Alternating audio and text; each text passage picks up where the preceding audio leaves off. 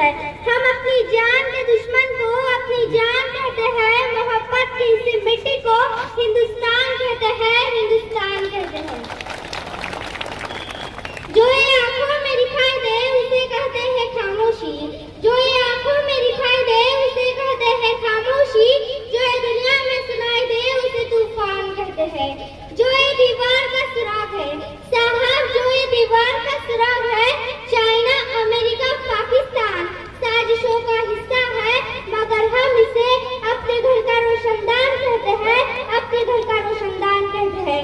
परम सम्मानीय गांववासियों, सभा में उपस्थित सभी गणमान्य व्यक्ति, मैं पूर्व विलास कांत देश प्रेम और राष्ट्र निर्माण के उपलक्ष्य पर अपने कुछ विचार आप सभी के साथ साझा करना चाहूंगी। आजादी, आजादी का असली मतलब वही समझ सकता है जिसने कभी गुलामी सही हो। हम सौभाग्यशाली हैं कि हमने स्वतंत्र भारत में जन्म लिया। यूं तो आजादी की लौ 1957 में जल चुकी थी, जो वर्षाल बनकर 1947 में हमारे देश को आजाद कराई। प्राचीन मध्यकालीन वर्तमान भारत के उदाहरणों से स्पष्ट करना चाहूंगी, जब हम फिरंगियों के फेरे में फंस गए तो रंग बसंती चोड़ा की एक आवाज से टोलों के टोले उमलाते थे और उनके वंदे मातरम के नारों से खून में आने वाला 5 डिग्री का तूफान अंग्रेजी शासकों की जड़ों में तूफान ला देता था। लोग मर जाते थे, मिट जाते थे, फांसी चढ़ जाते थे, फिर भी वह अपनी देशभक्ति साबित कर रहे होते थे, क्योंकि यह उस दौर के देशभक्ति की कसौटी थी।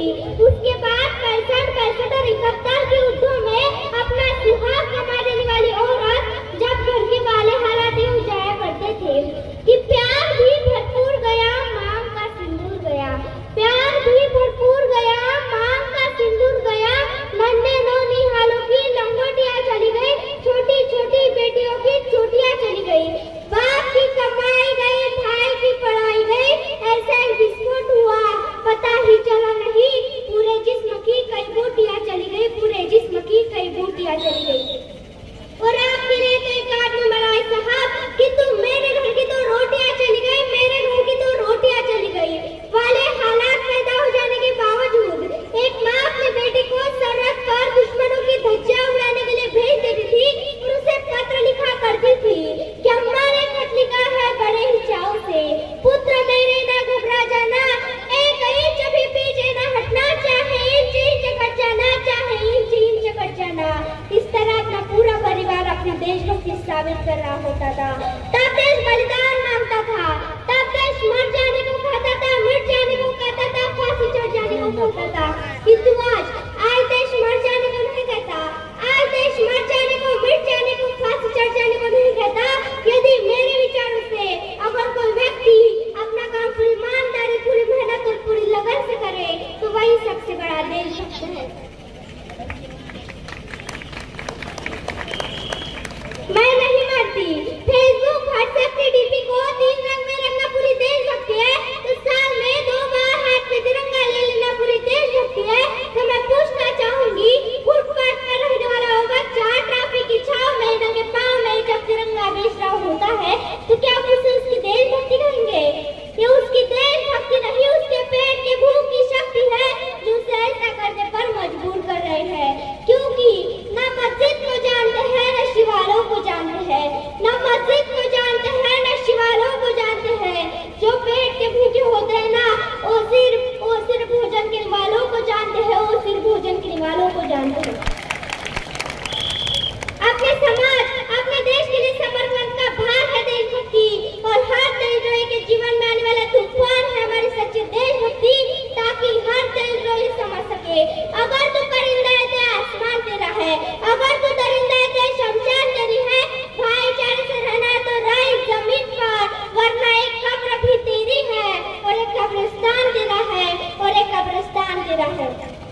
लेकिन एक देशद्रोही से ज्यादा सच्ची देशभक्ति तब कहावत होती है जब एक बेटा अपने बूढ़े माँ बाप को वृद्धाश्रम की चौखट पर छोड़ आता है। करा उठते हो देशभक्ति जब मुसीबत में फंसे लोगों की जान बचाने से ज्यादा हम सेल्फी लेकर अपनी लाइफ बढ़ाने में लगे रहते हैं। आज के इस दौर पर वही माँ जिनके ऊपर जिम्मेदारी थी अपने समाज, अपने राष्ट्र की आशाओं को बांधे रखने की, आज वही माँ 4x4 की छोटी सी स्क्रीन पर अपनी कोमल उंगलियों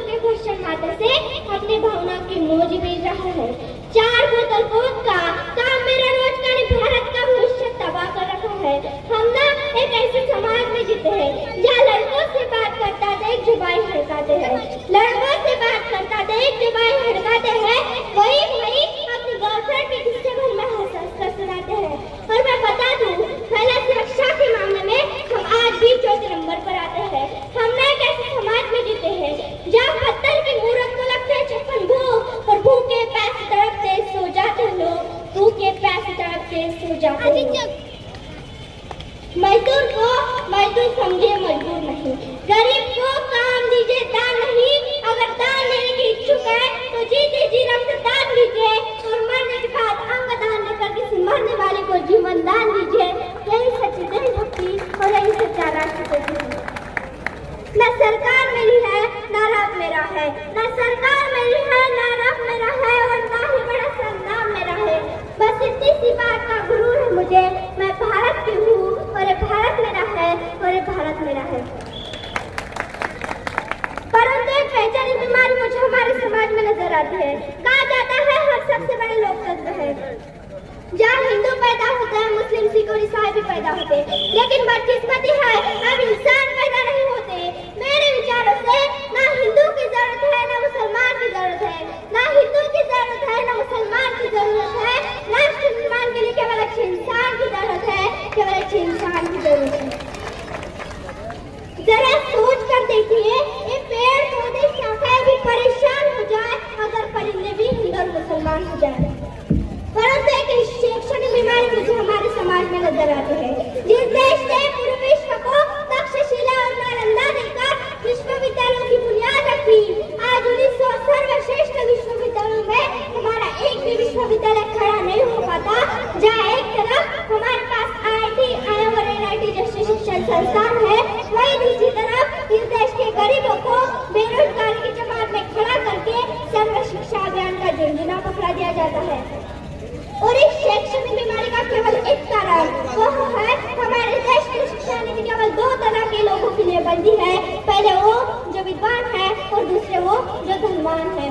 इसी तरह की कई गजब की बीमारियां हैं, और इन बीमारियों का जो जड़ है वह है हमारा अंधविश्वास। और जब तक हमारे देश की युवा मंदिरों में जा कर नारे फोड़ कर भगवान को रिश्वत लगाता रहेगा, हमारे देश का शिक्षित वर्ग बिल्ली का रास्ता काटने में खड़े हो जाना, अपनी जाति अपने समाज को ऊंचा मानकर दूसरों की जाति की अवहेलना करता रहेगा, तब तक ना तो इस देश से अंधविश्वास हटेगा और ना ही हमारा राष्ट्र निर्माण संभव होगा।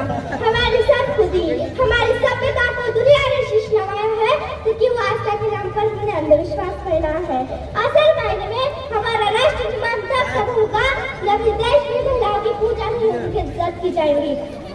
राष्ट्र निर्माण तब संभव होगा जब स्वच्छता अभियान में केवल सरकार नहीं बल्कि सड़क पर चलने वाला हर एक नागरिक हाथ बटाएगा, स्वच्छ भारत और स्वस्थ भारत को दिल से अपनाएगा। असल मायने में हमारा राष्ट्र निर्माण तब तक संभव नहीं होगा जब तक एक नागरिक नैतिक रूप से सदीन, शारीरिक रूप से भ्रष्ट, मानसिक रूप से निवाला, धार्मिक रूप से अंधा, राजनीतिक रूप से गंदा, नैतिक मानव मूल्यों के आंकड़ों में जितना का बंद माया खंड भारत को खंड करता रहेगा, तब तक हमारा राष्ट्र निर्माण संभव नहीं होगा। बड़ी बड़ी बातें नहीं, छोटी छोटी कोशिशें करनी होगी, क्योंकि ठोकर हमें पहाड़ों से नहीं पत्थरों से लगा करते हैं।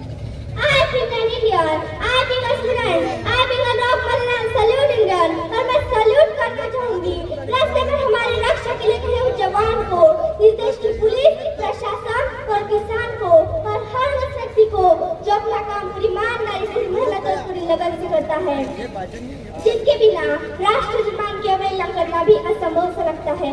आज इस मंच पर मैं भारत की बेटी पूरी जिम्मेदारी के साथ कहती हूँ, जब तक आप हम सब मिलकर प्रयास करेंगे, क्योंकि हमारे देश की जिम्मेदारी है हमें आगे ले जाने की, हमारी जिम्मेदारी अपने देश को आगे ले जाने की, अपने राष्ट्र को आगे ले जाने की, अपने वतन को आगे ले जाने की। तो मैं बस इतना ही कहूंगी।